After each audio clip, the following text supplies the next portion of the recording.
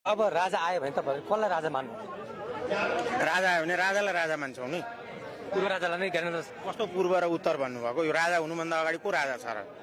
तपाईँको प्रश्नमा राजा कसलाई मान्नुहुन्छ भने कसलाई मान्ने त? तपाईँलाई मान्ने त? तपाईँलाई त तपाईँको साथीले मान्दैन, तपाईँको गर्लफ्रेन्डले मान्दिन, तपाईँको श्रीमतीले मान्दिन, सबैले मानेको मान्छे को हो त यो देशको?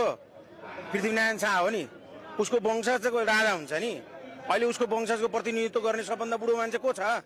राजा त सबभन्दा जेठो हुन्छ नि। यो त तपाईँहरूको प्रश्नै गलत छ। सो त बदर भयो, यो प्रश्नै बदर भयो। जस्तो दुईपट्टिसम्म त राजा भएका हुन् नि त, खोइ त उ बेला केही पनि गर्न सकेन नि त उहाँले पनि। तपाईँले के गर्नु पर्यो? तपाईँ त्यसै बर्डन ठुलो हुनुभयो, तपाईँको बाबुले केही नगरी यत्रो हुनुभयो, तपाईँको आमाले केही नगरिकन तपाईँ यत्रो हुनुभयो। के प्रश्न गर्दै हुनुहुन्छ तपाईँ? यत्रो देश तपाईँ 4 आना जग्गा जोड्न सक्नु भएको छ अहिलेसम्म? 1,47,181 वर्ग किलोमिटर क्षेत्रफल हो। त्यो भनेको कति हेक्टर हो थाहा छ? थाहा छ तपाईँलाई? तपाईँ जीवनकालभरि काठमाडौँमा 4 आना जग्गा जोड्न नसकेकोले भौतारिएर हिँडेको होइन यो माइक बोकेर? कसरी जोड्नु भयो त राजाले यत्रो यो जग्गा जमिन? यत्रो देश कसरी बनाउनु भयो त राजाहरूले? केही पनि भएन। केही पनि नभएको भएदेखि तपाईँ नेपाली कसरी हुनुभयो त? अहिले गणतन्त्रले माने काम त भइरहेको छ। अहिलेको नेताहरूले जेनी पछिको अहिलेका सिजन नेताहरूले काम त गरिरहेको छन् नि त। ठिक छ, यहाँ ल्याउनुहोस् माइक। अब काम भएको भए सिंहदरबार जलेको किन त?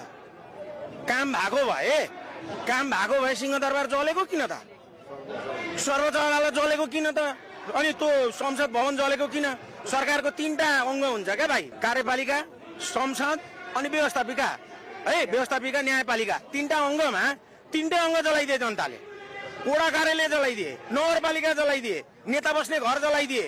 अनि अझै पनि तपाईँ राजा आउँछन् र राजा नयाँ को आउँछ त? प्रचण्ड चाहियो अझै तपाईँलाई? तपाईँलाई अझै केपिओली चाहिएको हो?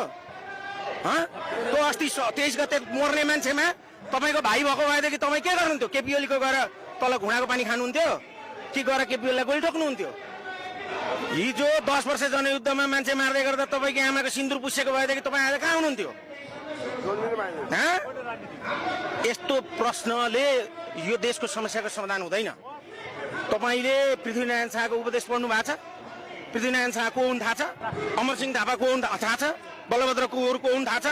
भक्ति थापा को हुन् थाहा छ? इतिहास थाहा छ? पहिला पढ्नुहोस्, तपाईँहरूले अध्ययन गर्नुहोस्।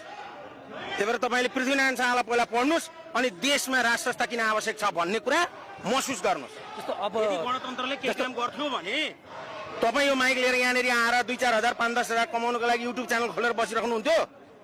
यही देश अमेरिका हुन्थ्यो नि? यही देश बेलायत हुन्थ्यो नि? तपाईँको तलब आज 2 लाख 4 लाख हुन्थ्यो होला नि?